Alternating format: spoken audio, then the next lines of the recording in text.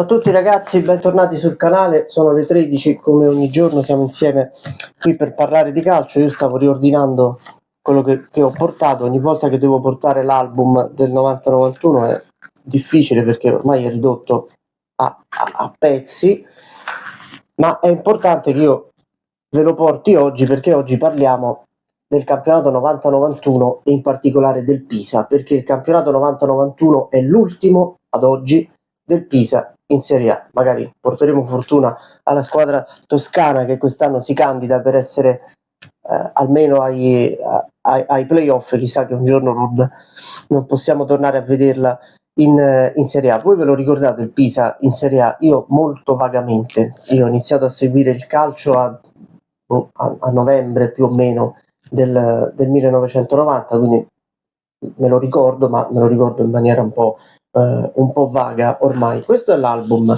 del 90-91 e questa è la foto del Pisa. Purtroppo ormai le pagine sono quelle che sono, io fatico pure a tirarlo su perché si rovinano tutte le pagine. Ecco qua il Pisa del 90-91. Il Pisa del 90-91 arriva da neopromossa in Serie A, è allenata da un allenatore esordiente in Serie A che è il rumeno Mircea Lucescu, che sicuramente avrete sentito nominare ma che è diventato poi più famoso dopo, e vuole provare a salvarsi nonostante il livello del campionato, il livello della Serie A sia altissimo.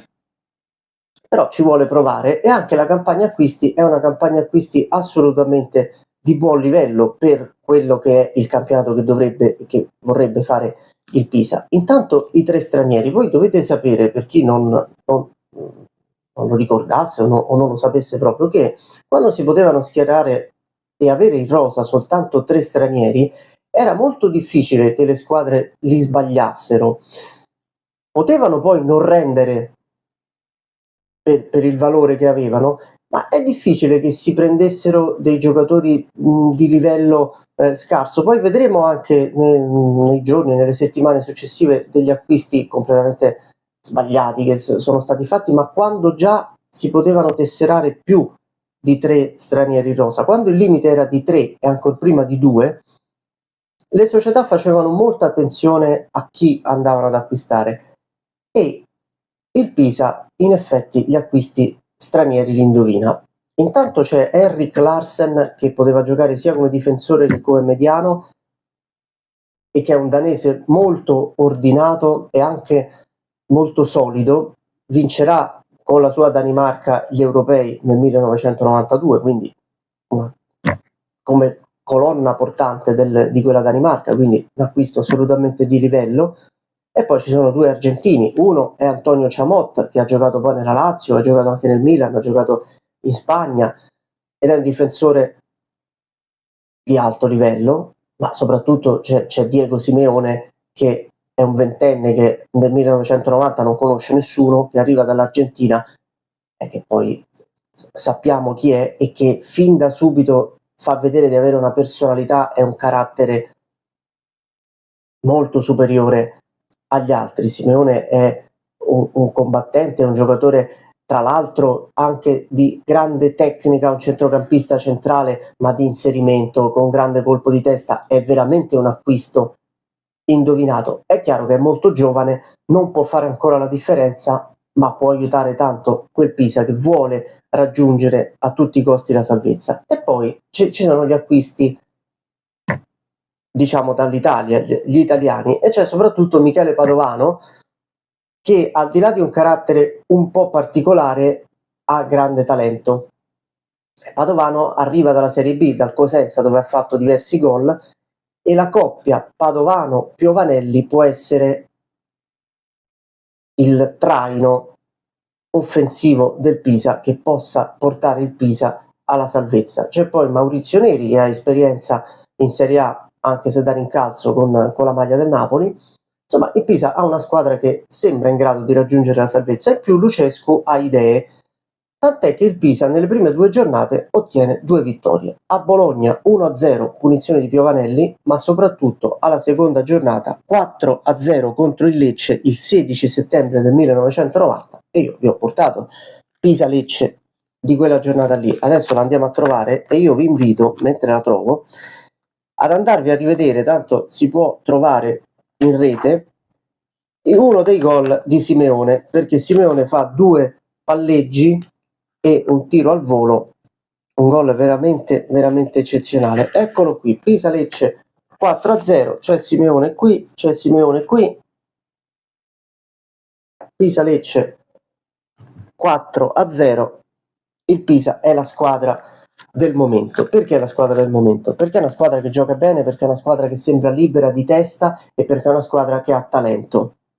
Perché in attacco Padovano e Piovanelli si sposano benissimo, c'è Simeone e c'è soprattutto una difesa che non prende gol. Non prende gol nemmeno alla terza giornata, quando il Pisa fa 0-0 con il Genoa. Poi perde a Napoli 2-1, ma è assolutamente fisiologico. Nessuno si aspetta ovviamente che il Pisa lotti per il vertice, lotti per vincere lo scudetto. È chiaro che le prime 2 vittorie che la attestano al comando della classifica assieme al Milan e all'Inter fanno parlare del Pisa, ma il Pisa deve rientrare nei suoi ranghi. I problemi iniziano quando viene a mancare la tenuta difensiva. Forse non tutti se ne accorgono in tempo, anzi sicuramente non tutti se ne accorgono in tempo, ma il Pisa inizia a prendere una valanga di gol in maniera abbastanza inaspettata. Ad esempio perde 6-3 a Milano contro l'Inter, che significa che il Pisa i gol li sa fare, che il Pisa gioca, ma pure che inizia a tentennare da un punto di vista difensivo. Perde 4-0 in casa il derby contro la Fiorentina, questo non fa contenti ovviamente i tifosi.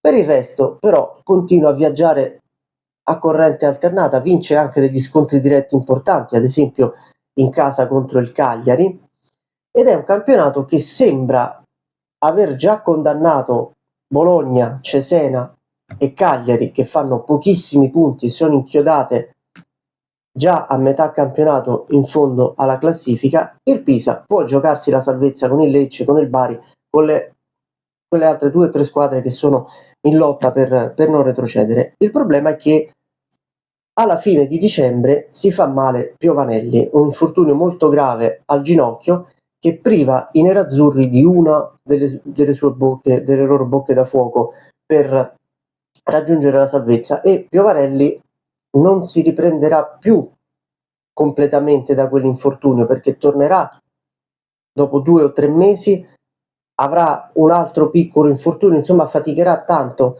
a riprendersi, e il problema è che il Pisa inizia a perdere colpi in maniera abbastanza progressiva, e forse l'emblema, la fotografia di quel campionato è alla prima giornata di ritorno, si gioca Pisa-Bologna, il Pisa va in vantaggio 2-0 fino all'83esimo, è in vantaggio, il Bologna segna, il Pisa si fa prendere da una paura clamorosa, arretra completamente il baricentro, e il Bologna, nonostante sia in ultima posizione, riesce a pareggiare, e i giocatori del Pisa alla fine partita, l'immagine è veramente un'immagine emblematica, sono a terra come se il campionato fosse finito. Quell'immagine lì si potrebbe tranquillamente traslare alla fine del campionato, sarebbe la stessa fotografia. I giocatori del Pisa sono o inginocchiati o seduti a terra, come se si fosse davvero rotto qualcosa in quel momento. E il problema è che nel frattempo sta succedendo un'altra cosa, sta succedendo che il Cagliari di Ranieri, se voi avete un po' sentito quando il Cagliari ha ripreso Ranieri in Serie B, ha ottenuto prima la promozione e poi la salvezza, e si parlava del miracolo di Ranieri del 91, eccolo il miracolo. Ranieri sta portando il Cagliari a salvarsi dopo un girone d'andata in cui tutti ormai davano i sardi per retrocessi, sta facendo una rimonta clamorosa, e nel frattempo, mentre il Cagliari sale, il Pisa sta sprofondando. Si gioca proprio a febbraio o a marzo, adesso vi dico anche la data, si gioca comunque Cagliari-Pisa, dopo ve lo trovo. Pisa in campo con una stranissima maglia, un giallino pallido, e un gol di Fonseca all'ultimo minuto permette al Cagliari di vincere. Quella sarà probabilmente la partita decisiva tra l'entusiasmo del Cagliari e la depressione del Pisa. Pisa nel frattempo ha esonerato Lucescu e ha fatto tornare in panchina Giannini, che era stato l'artefice della promozione dell'anno prima. Si prova a riportare un po' di normalità, si prova a salvare il salvabile, ma il problema è che il Cagliari sta correndo troppo velocemente, il Pisa non riesce più a tenere il passo, prova con le unghie a rimanere aggrappato alla salvezza battendo il Bari proprio nelle ultime battute del torneo. Segna un centrocampista che io poi non ho più sentito nominare, che si chiamava Fiorentini, e che era un po' curioso che giocasse proprio nel Pisa, visto il cognome. Il Cagliari fa quello che deve fare nelle ultime giornate, il Pisa al penultimo turno perde 4-2 in casa della Juventus e retrocede aritmeticamente in Serie B.